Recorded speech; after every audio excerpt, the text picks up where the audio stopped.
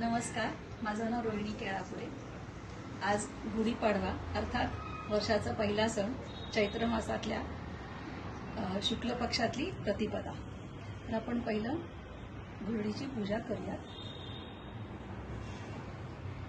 याला ब्रह्मध्वज असेही म्हणतात। आजच्याच दिवशी ब्रह्मदेवाने सृष्टीची उत्पत्ती केली आणि युगाचा प्रारंभ झाला। आजच्याच दिवशी ब्रह्मदेवाने सृष्टीची उत्पत्ती केली आणि युगाचा प्रारंभ झाला असे म्हणतात।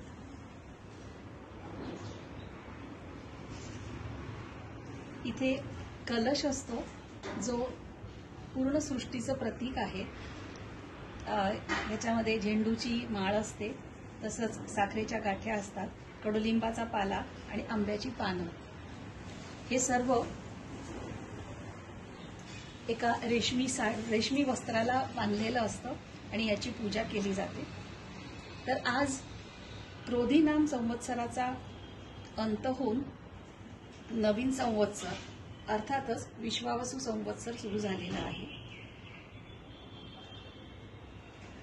तर मी तुम्हाला एक गुढीची आरती म्हणून दाखवते, जी आपण सर्वांनी म्हटली पाहिजे। गुढी उभारू चैत्र मासी प्रतिपदा ही तिथी, आरती करुणी वसंत ऋतूचा महिमा वर्णू किती।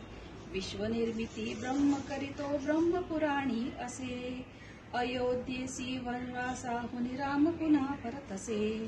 गुढ्या तोरणे रांगोळ्यांनी स्वागत ते करीती, आरती करुणी वसंत ऋतूचा महिमा वर्णू किती। गुढी उभारू चैत्र मासी प्रतिपदा ही तिथी, आरती करुणी वसंत ऋतूचा महिमा वर्णू किती। आज सभी भारतवासियों को मैं रोहिणी केळापुरे युगादि, उगादि, चेटी चांद, गुड़ी प्रतिपदा इन सभी पर्वों के लिए शुभकामनाएं देती हूँ। नमस्कारः सर्वेभ्यः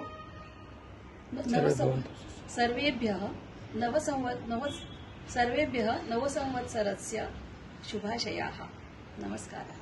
नमस्कार।